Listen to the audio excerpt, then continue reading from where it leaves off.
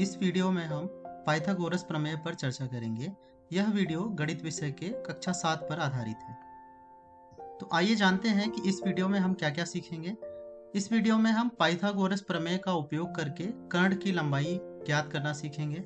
साथ ही साथ हम पाइथागोरस प्रमेय के सूत्र का प्रयोग करके त्रिभुज के किसी एक भुजा की लंबाई ज्ञात करना सीखेंगे, यदि अन्य दो भुजाएं ज्ञात हो तो।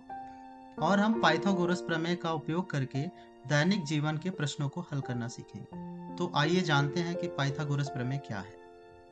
आप यहाँ पर देख सकते हैं कि रिया की बिल्ली एक दीवार के ऊपर चढ़ गई है और वहीं पर फंस गई है। बिल्ली तक सुरक्षित रूप से पहुंचने के लिए कितनी लंबी सीढ़ी का उपयोग करना पड़ेगा? तो क्या अब आप बता सकते हैं कि यहाँ पर कौन सी आकृति बन रही है? यहाँ पर बनने वाला कोण कितने अंश का है? या क्या इस सीढ़ी की लंबाई 4 मीटर से अधिक होगी या फिर कम होगी? पाइथागोरस एक यूनानी दार्शनिक थे जिन्होंने छात्रों को धर्म और राजनीति के बारे में पढ़ाया और उन्होंने बहुत सारी गणितीय अवधारणाओं की खोज की। तो पाइथागोरस प्रमेय केवल समकोण त्रिभुजों के ऊपर ही लागू होता है। आप यहाँ पर एक समकोण त्रिभुज देख सकते हैं जिसमें यह समकोण है। समकोण के सामने की जो भुजा होती है उसे हम कर्ण कहते हैं। तो यह भुजा कर्ण है। तो इस भुजा की लंबाई पर एक वर्ग बनाएं। साथ ही साथ इस भुजा पर एक वर्ग बनाते हैं और इस भुजा पर एक वर्ग बनाते हैं। यदि इस वर्ग का क्षेत्रफल हम ज्ञात करना चाहें तो इस वर्ग का क्षेत्रफल 9 वर्ग सेंटीमीटर होगा। इस वर्ग का क्षेत्रफल 16 वर्ग सेंटीमीटर होगा और इस वर्ग का क्षेत्रफल 25 वर्ग सेंटीमीटर होगा। तो यदि हम इस भुजा की लंबाई को a से व्यक्त करें, इस भुजा की लंबाई को b से व्यक्त करें और इस भुजा की लंबाई को c से व्यक्त करें, तो आप देख सकते हैं कि a का वर्ग और b का वर्ग दोनों को यदि हम जोड़ेंगे तो हमें c के वर्ग के बराबर का मान मिलेगा। और इसमें आप देख सकते हैं कि a और b छोटी भुजाएं हैं और c लंबी भुजा है जिसे हम कर्ण कहते हैं। पाइथागोरस के प्रमेय को प्रमाणित करने के लिए पेरिगल ने 1891 में एक विच्छेदन का प्रयोग किया। उन्होंने इस वर्ग को कुछ इस तरीके से विच्छेदित किया और इन छोटे छोटे भागों को इस बड़े वर्ग में कुछ इस तरीके से प्रतिस्थापित किया और इस वर्ग को भी इसमें प्रतिस्थापित किया।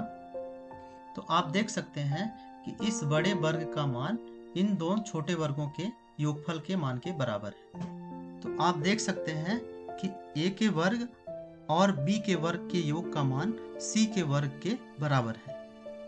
अब आप यहाँ पर वीडियो को थोड़े समय रोकें और यहाँ पर दिए गए समकोण त्रिभुजों में प्रत्येक कर्ण का मान ज्ञात करें और जो भी अक्षर आए उसे आप इस तरीके से व्यवस्थापित करें कि आपको एक जानवर का नाम मिल जाए। आप यहाँ पर देख सकते हैं कि यहाँ पर जो कर्ण के अक्षर हैं इस तरीके से लिखे हुए हैं और आप इन्हें यदि जमाएंगे तो आपको एलिफेंट प्राप्त होगा जो कि एक जानवर है।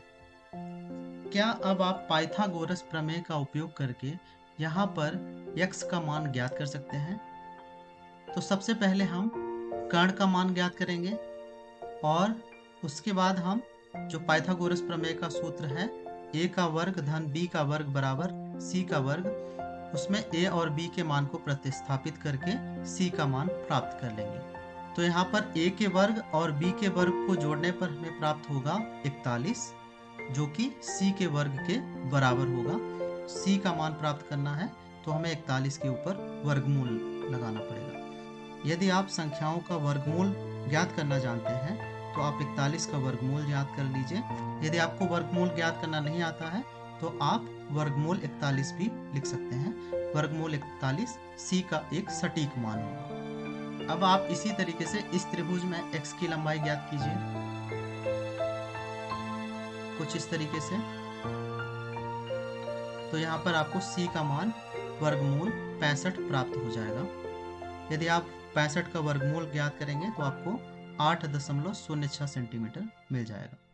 अब आप वीडियो को थोड़े समय रोकें और इस उदाहरण को ध्यान में रखते हुए इस त्रिभुज में इस x की लंबाई पाइथागोरस प्रमेय का उपयोग करते हुए ज्ञात कीजिए। बिल्कुल ठीक। तो यहाँ पर c का मान होगा 9.49 सेंटीमीटर। क्या अब आप इसी तरीके से इस त्रिभुज में इस x का मान ज्ञात कर सकते हैं? बिल्कुल ठीक।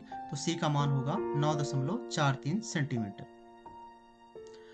अब आप वीडियो को थोड़ी समय रोकें और यहाँ पर बने हुए त्रिभुजों को अपने नोटबुक में बनाएं और यहाँ पर x का मान ज्ञात करें।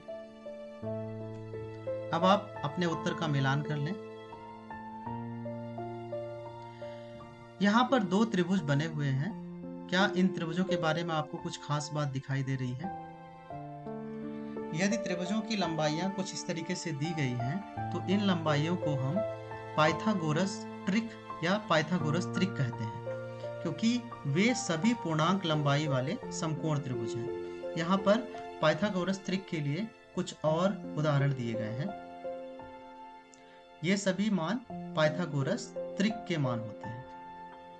तो आज के वीडियो में हमने सीखा कि पाइथागोरस प्रमेय का उपयोग करके कर्ण की भुजा की लंबाई कैसे ज्ञात कर सकते हैं, और हमने देखा कि पाइथागोरस प्रमेय सूत्र का प्रयोग करके त्रिभुज के किसी एक भुजा की लंबाई कैसे ज्ञात कर सकते हैं। साथ ही साथ हमने पाइथागोरस प्रमेय का उपयोग करके दैनिक जीवन के प्रश्नों को हल करना भी सीखा।